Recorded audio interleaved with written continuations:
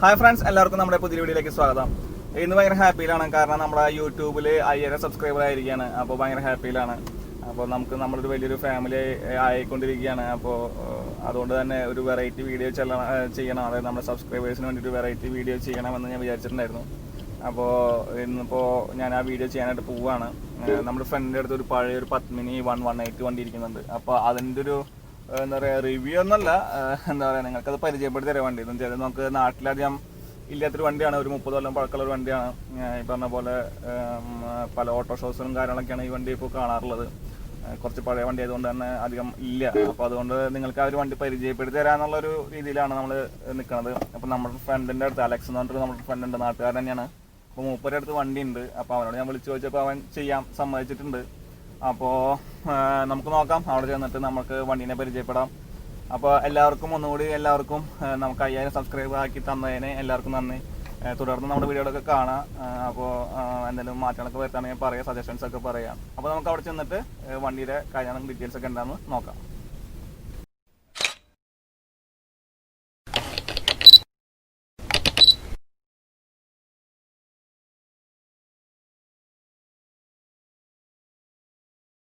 Hi friends, അപ്പോൾ ഇതാണ് നമ്മുടെ വണ്ടി, പ്രീമിയർ 118 N എന്ന് പറയുന്ന വണ്ടി. അപ്പോൾ ഈ ഒരു വണ്ടീനെ കുറിച്ച് പറയുകയാണെങ്കിൽ 1985 മുതൽ 2001 വരെയുള്ള കാലഘട്ടത്തിലാണ് ഈ ഒരു വണ്ടി ഇറങ്ങിയിരുന്നത്.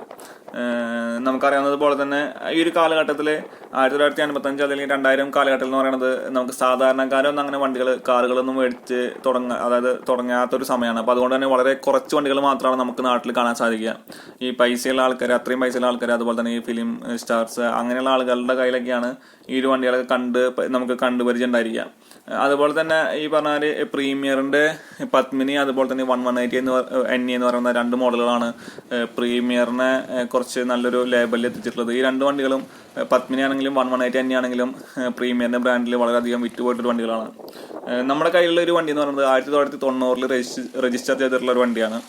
നമുക്ക് ഈ ഒരു വണ്ടിയുടെ ഇന്റീരിയർ, എക്സ്റ്റീരിയറും കാര്യങ്ങളൊക്കെ എങ്ങനെയുണ്ട്, അതിന്റെ ഡീറ്റെയിൽസ് എന്തൊക്കെയാണെന്ന് നോക്കാം. ഈ ഒരു വണ്ടി കാണുമ്പോൾ തന്നെ നമുക്ക് നമ്മുടെ റഷ്യൻ മെയ്ഡ് ആയിട്ടുള്ള ഒരു ലാഡ എന്ന് പറയുന്ന വണ്ടീനെ ഓർമ്മ വരും. അതിന് കാരണമുണ്ട്. ഈ ഒരു ലാഡയുടെ ഇന്ത്യൻ വെർഷനാണ് ആക്ച്വലി പ്രീമിയർ 118 NE എന്ന് പറഞ്ഞ വണ്ടി. ഈ ഒരു വണ്ടി അതുകൊണ്ട് തന്നെ ലാഡയായിട്ട് ഒരുപാട് സാമ്യങ്ങളുണ്ട്. നമ്മുടെ വണ്ടിയുടെ മുൻഭാഗത്തേക്ക് നോക്കുകയാണെങ്കിൽ നമ്മൾ മുൻവശത്ത് ചെറിയ രീതിയിൽ കസ്റ്റമൈസേഷൻ വരുത്തിയിട്ടുണ്ട്. അതിൻ്റെ നമുക്ക് നോക്കിക്കഴിഞ്ഞാൽ കാണാൻ സാധിക്കും. അതായത് ഫ്രണ്ടിലൊരു ഗ്രില്ല്, നമ്മൾ ആ ഒരു സ്ക്വയർ ടേപ്പ് ഹെഡ് ലാംപ്സും ഇൻഡിക്കേറ്റേഴ്സ് ഒക്കെ വന്നിരിക്കുന്ന ആ ഒരു ഗ്രില്ല് എന്ന് പറയുന്നത് നമ്മൾ കസ്റ്റം ചെയ്തിരിക്കുന്നതാണ്. നമുക്ക് ഒറിജിനൽ 118 NEയിൽ വന്നിരിക്കുന്നത് സ്ക്വയർ ടൈപ്പ് ഹെഡ് ലാംപ്സും അതോടുകൂടിയിട്ട് തന്നെ ഇൻബിൽട്ട് ആയിട്ടുള്ള ഇൻഡിക്കേറ്റേഴ്സാണ് നമുക്ക് ഒറിജിനൽ വന്നിരിക്കുന്നത്. ഇതിപ്പോൾ നമ്മൾ ഹെഡ് ലാംപ്സ് റൗണ്ട് ഷേപ്പിലാക്കുകയും അതുപോലെ തന്നെ ഇൻഡിക്കേറ്റേഴ്സ് സെപ്പറേറ്റഡ് ആക്കി വെക്കുകയാണ് ചെയ്തിരിക്കുന്നത്. അപ്പോൾ അത് ഒരു കസ്റ്റമൈസേഷൻ ചെയ്തിട്ടുള്ളതാണ്. അതുപോലെ തന്നെ ഗ്രില്ലിൻ്റെ നോക്കുകയാണെങ്കിൽ ആദ്യം വന്നിരുന്നത് ഒരു പ്ലാസ്റ്റിക്കിൻ്റെ, ഒരു ബ്ലാക്ക് കളർ പ്ലാസ്റ്റിക്കിൻ്റെ ഒരു ഷീറ്റാണ് ആ ഒരു സ്ക്വയർ ടൈപ്പിൽ വന്നിരുന്നത്. അത് നമ്മൾ മാറ്റിയിട്ട് ഗ്രില്ലാക്കി, കംപ്ലീറ്റ് ഗ്രിൽ ഷേപ്പിലാക്കി. പിന്നെ അതുപോലെ തന്നെ അതിനൊരു ക്രോമിയം ഫിനിഷിങ് കൊടുത്തു. അപ്പോൾ അതൊരു പ്രത്യേക ഒരു ഭംഗി എടുത്ത് കാണിക്കുന്നുണ്ട്. അതുപോലെ തന്നെ നടുഭാഗത്തായിട്ട് കൊടുത്തിരുന്നത് പാൽ എന്ന് പറയുന്ന, അതായത് പ്രീമിയറിൻ്റെ എംബ്ലമായിരുന്നു നടുവിലായിട്ട് കൊടുത്തിരുന്നത്. അത് നമ്മൾ മാറ്റിയിട്ട് അവിടെ ഫിയറ്റിന്റെ ഒരു എംബ്ലമാണ് ഇപ്പോൾ വെച്ചിരിക്കുന്നത്. അപ്പോൾ ഇത്രയൊക്കെയാണ് നമുക്ക് നമ്മുടെ വണ്ടിയുടെ മുൻവശത്തിനെ കുറിച്ച് പറയാനായിട്ടുള്ളത്. അടുത്തായിട്ട് നമുക്ക് നമ്മുടെ വണ്ടിയുടെ എഞ്ചിൻ റൂം ഒന്ന് നോക്കാം. ഈ എഞ്ചിൻ റൂം തുറക്കുന്നതിന് ഒരു പ്രത്യേകതയുണ്ട്. ഇത് ബാക്കിയുള്ള വണ്ടികളുടെ പോലെയല്ല 118 NEയുടെ എഞ്ചിൻ റൂം ബോണറ്റ് തുറക്കുന്നത്. അത് ബാക്കിൽ നിന്ന് ഫ്രണ്ടിലേക്കാണ് ബോണറ്റ് തുറക്കുക. അതൊരു പ്രത്യേക രസമാണ് കാണാനായിട്ട്.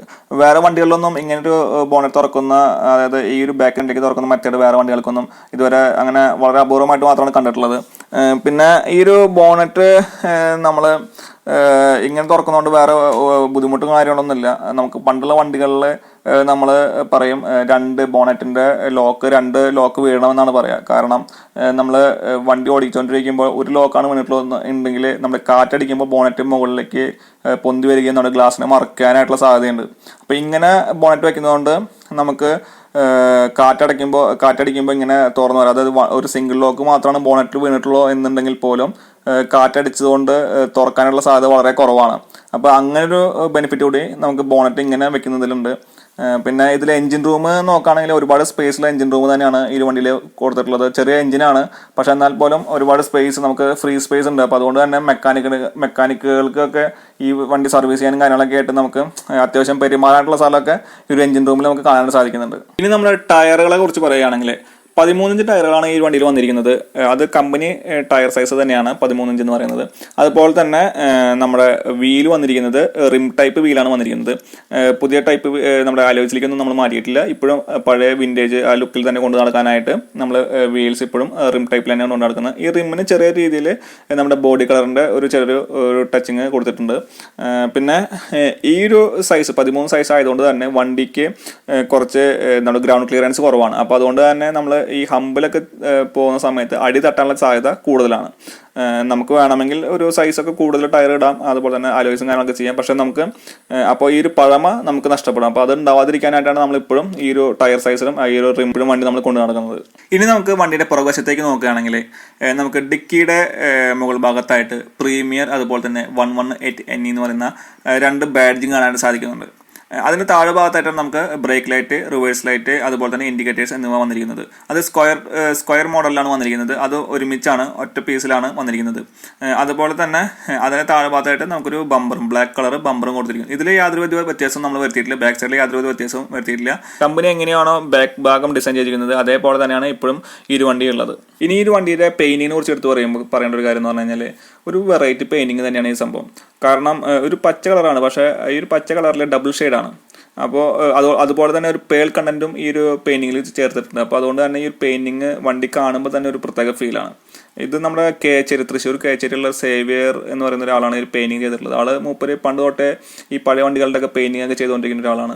വളരെ പെർഫെക്റ്റ് ആയിട്ട് ചെയ്തിട്ടുള്ള ഒരു പെയിന്റിംഗ് ആണ്. നല്ല അടിപൊളി ലുക്കാണ് കാണാനായിട്ട്. നേരിട്ട് നമ്മൾ വണ്ടി കാണുകയാണെങ്കിൽ ഒരു പ്രത്യേക ഫീൽ തന്നെയാണ് ഈ ഒരു പെയിന്റ് കാണാനായിട്ട്. നല്ല അടിപൊളി തിളങ്ങി ഗ്ലോസി നല്ല അടിപൊളി കുട്ടപ്പനായിട്ടുള്ള പെയിന്റിങ് തന്നെയാണ് ഈ ഒരു വണ്ടിയിൽ നൽകിയിരിക്കുന്നത്.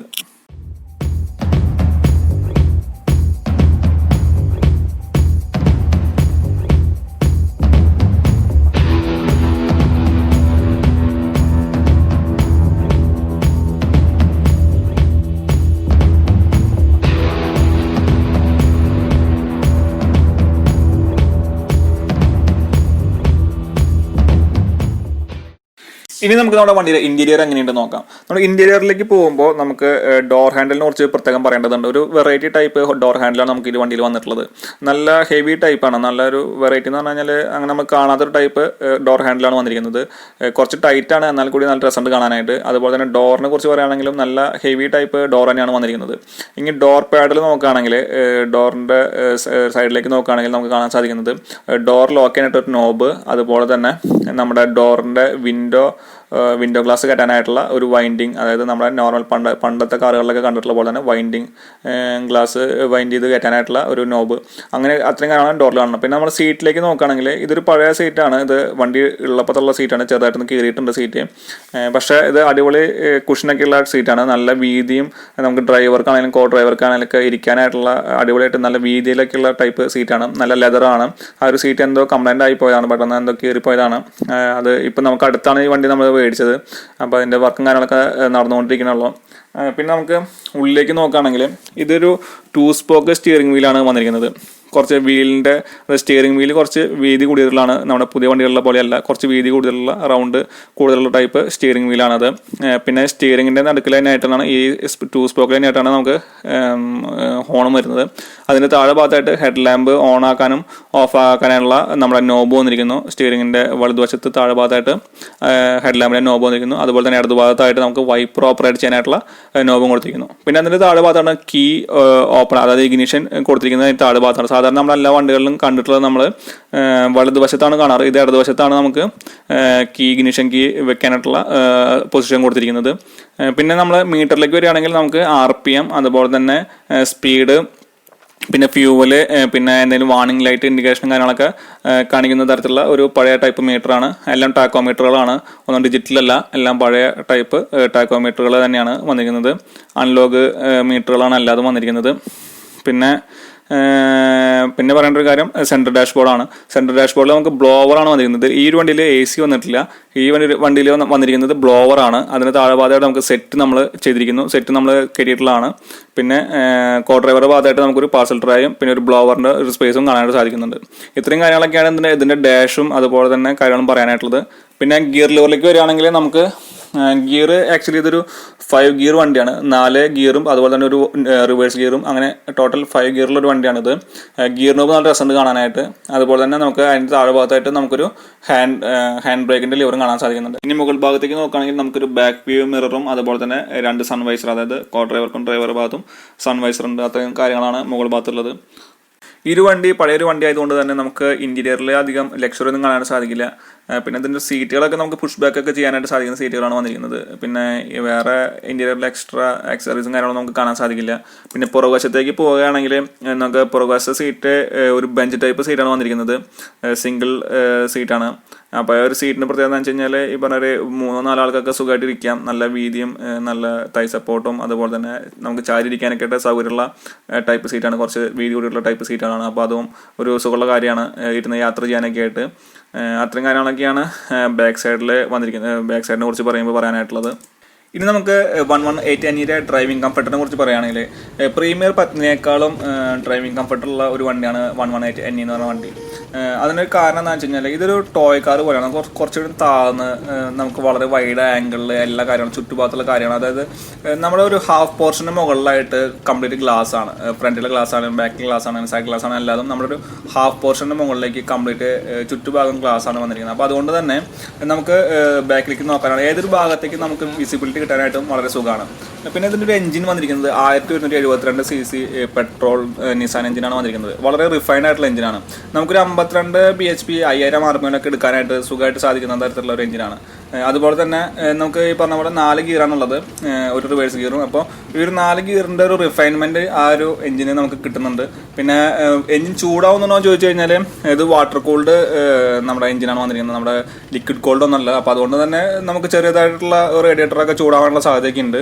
അതുപോലെ നമുക്ക് ഈ ഒരു വണ്ടിയിൽ കിട്ടുന്ന മൈലേജ് എന്ന് പറയുന്നത് പെർ ലിറ്ററിൽ ഏകദേശം ഒരു 10 കിലോമീറ്റർ 11 കിലോമീറ്ററൊക്കെയാണ് പെർ ലിറ്റർ നമുക്ക് മൈലേജ് കിട്ടിക്കൊണ്ടിരിക്കുന്നത്.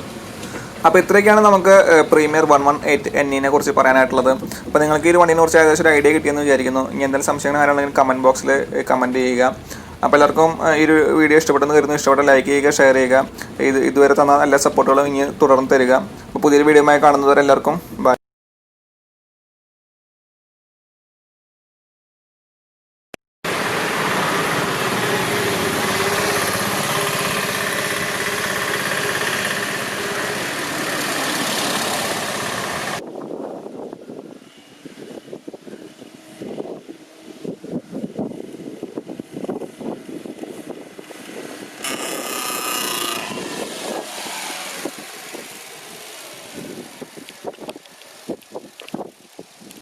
എഞ്ചിൻ റേസ് ചെയ്താ